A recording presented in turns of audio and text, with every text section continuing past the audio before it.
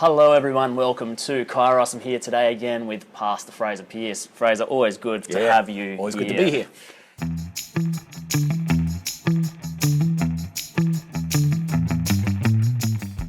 If this is your first time to the channel, I encourage you to hit that subscribe button to keep in touch. And if you enjoy this video, please do like it afterwards.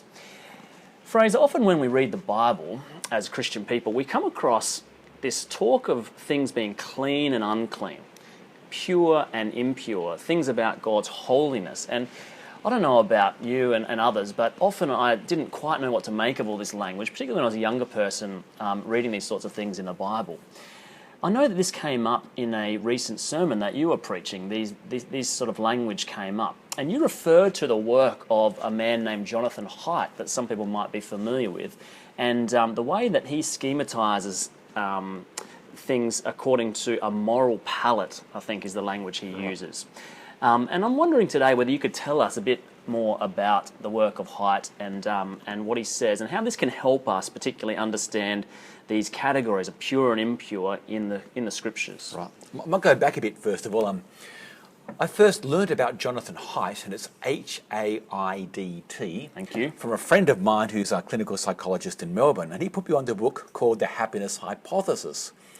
The Haidt's looking at traditional wisdom and how people self-report about happiness and how often these things have a kind of confluence, you could say. So it's an interesting book. I also watched some TED Talks by Jonathon Haidt. You can see them online. Go to YouTube, type in Haidt TED Talk, you'll find it. Interesting stuff, right? Then he released a book called The Righteous Mind, Why Good People Are Divided About Politics and Religion. And there he uses this image of the moral palette in thinking about how people talk about their moral decisions, how they come to them, right?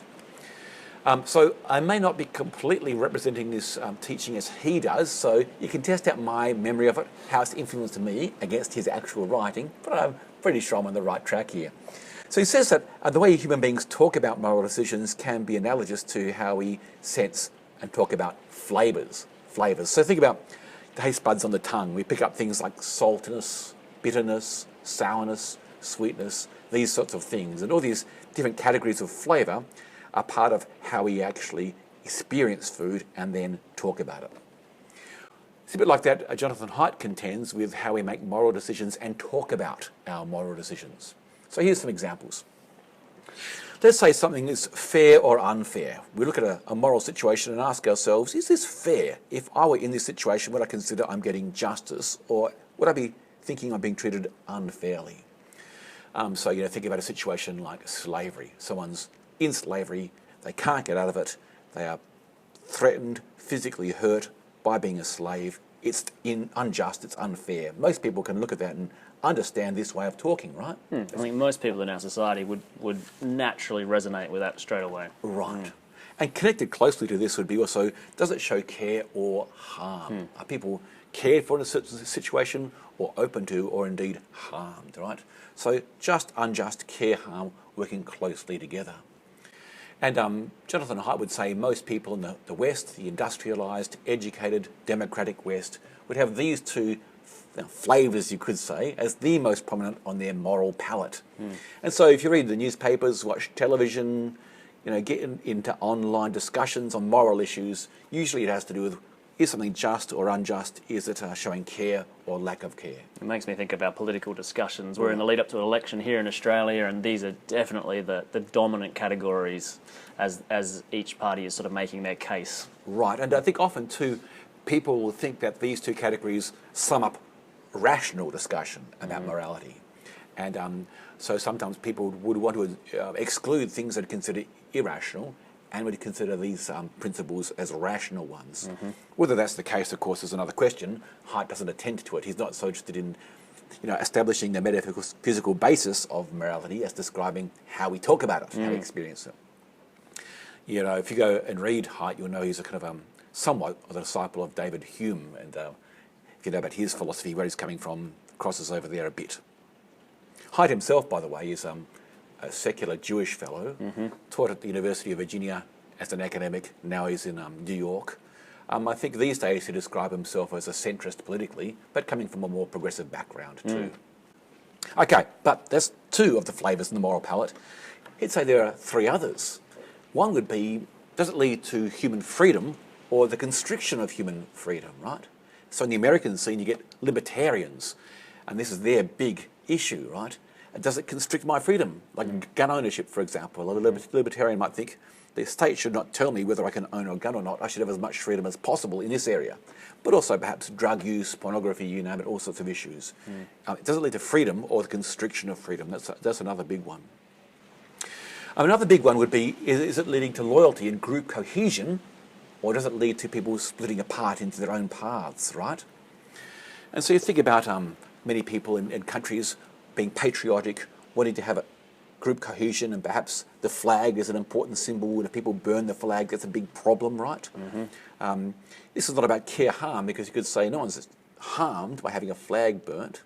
Or you could even say it's not unjust to burn a flag, but many people nevertheless are morally affronted by this sort of thing because group loyalty is harmed by this. And this brings us to the last one, perhaps the least common one in our society, which is it pure or clean, or impure or unclean? This crosses over with flag burning, you could say, if this is seen as an impure act, but it goes further than that, right?